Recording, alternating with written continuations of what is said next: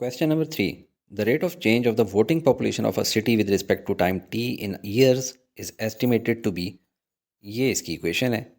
देखते ही पता चल रहा है और लफ्ज़ रेट से भी पता चल रहा है कि ये डेरिवेटिव है, यानी change in rate, where N of T is in thousands.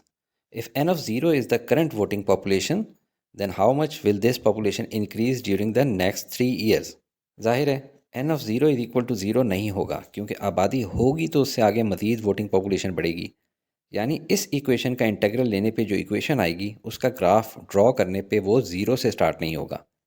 ये एक ट्रिकी पार्ट है, क्योंकि N of zero is equal to zero नहीं है और बताया भी नहीं गया। कुछ टीचर सी निकालने के लिए गलती करेंगे और इसको ज़ीरो पुट करेंगे और आपके सारे कॉन्सेप्चुअल क्वेश्चंस के मार्क कट जाएंगे, क्योंकि सी फाइंड करना ही नहीं है और कुछ ना कुछ वोटिंग पॉपुलेशन तो होगी स्टार्ट में। इसलिए एन ऑफ ज़ीरो को ज़ीरो नहीं लिखा जा सकता और सी तो सिर्फ एक कांस्टेंट नंबर है। आप देखेंगे कि उसकी वैल्यू निकाले बगैर भी हम करेक्ट आंसर निकाल लेंगे। जब इंटेग्रल में दो पॉइंट्स का डिफरेंस लेंगे तो वो कैंसिल हो जाएंगे।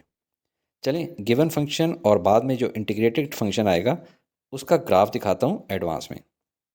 ये हमारे पास गिवन डेरिवेटिव फंक्शन है। अब इसके अंदर जो छोटे छोटे पतले रेक्टेंगल्स होते हैं, वर्टिकल लाइंस, वो मैं ड्रॉ करना शुरू कर देता हूँ। यहाँ से देखें, पहला, दूसरा, तीसरा, चौथा। मैं तो फिर भी थोड़े चौड़े चौड़े बना रहा हूँ, असल में तो इससे भी छोटे होते हैं। एंड सो ऑन, पूरे करते करते पूरे का एरिया अंडर द कर्व। अब इसको जब कंबाइन करते हैं, इनका इंटीग्रल लेते हैं, तो जो इंटीग्रल फंक्शन का ग्राफ बनता है वो ऐसा बनता है। इसके इस पॉइंट को हम लोग लेबल कर लेते हैं। तो यह आ गया, जब टाइम ज़ीरो है, स्टार्ट हो रहा है, जब अभी हम लोगों ने कैलकुलेट कर रहे हैं, तो ये -50 पॉपुलेशन को दिखा रहा है। लेकिन पॉपुलेशन नेगेटिव तो नहीं हो सकती, क्यों? क्योंकि साथ में प्लस सी कांस्टेंट भी होता है। वो प्लस सी की वैल्यू यकीनन कोई +50 से ज़्यादा ही होगी। 3 साल बाद जो है वो वोटिंग पॉपुलेशन के अंदर कितना डिफरेंस आया है ये मैयर करना है। तो इस पॉइंट को भी लेबल कर लें।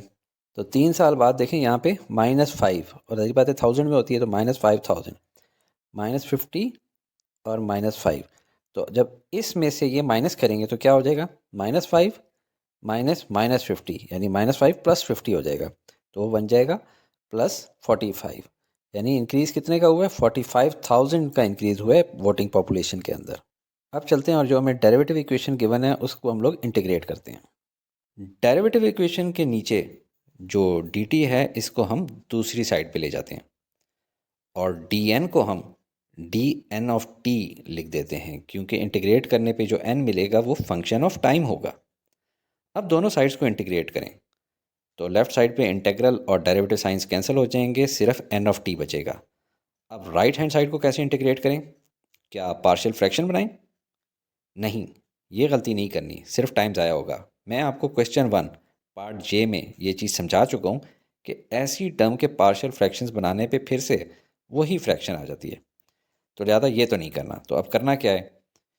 क्या हम यू सब्सटीट्यूशन कर सकते हैं? हाँ, क्योंकि अगर नीचे 1 + t² को यू सब्सटीट्यूट करें तो ऊपर उसका डेरिवेटिव यानी 2t मौजूद है, क्योंकि 100t को हम 50 × 2t लिख सकते हैं।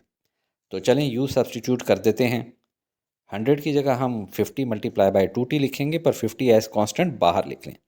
और अब देखें 2t dt। अगर हम इस इक्वेशन को रीअरेंज करें तो हम 2t dt की जगह du लिख सकते हैं। अब नीचे u² है उसको ऊपर ले जाएं तो पावर नेगेटिव हो गई। अब इसका इंटीग्रल लें तो पावर में 1 ऐड हो जाएगा और न्यू पावर से डिवाइड भी करेंगे। नीचे -2 + 1 से बन गया -1, तो वो हम यहाँ पे लिख लेते हैं।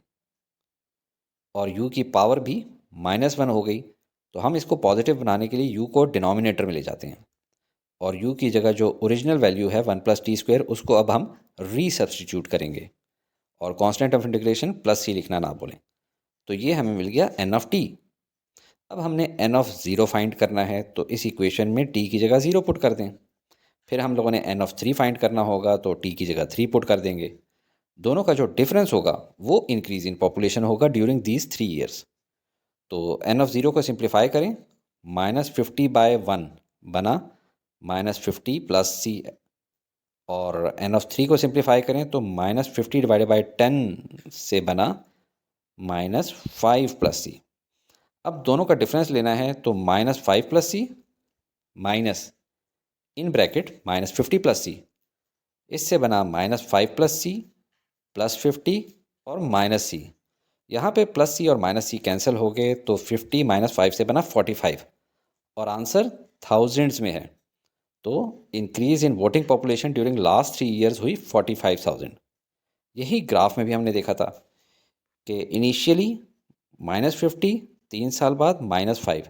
तो इस -5,000 पॉपुलेशन में से जब माइनस करेंगे -50,000 को, तो ये माइनस इंटू माइनस प्लस हो गया, तो ओवरऑल आंसर आ जाएगा 45,000। तो आपने देखा कि सी की वैल्यू निकालने की ज़रूरत नहीं है और एन ऑफ ज़ीरो को आपने ज़ीरो नहीं पुट करना। कॉन्सेप्चुअल क्वेश्चन के मार्क्स आपके यहीं पे कट जाएंगे।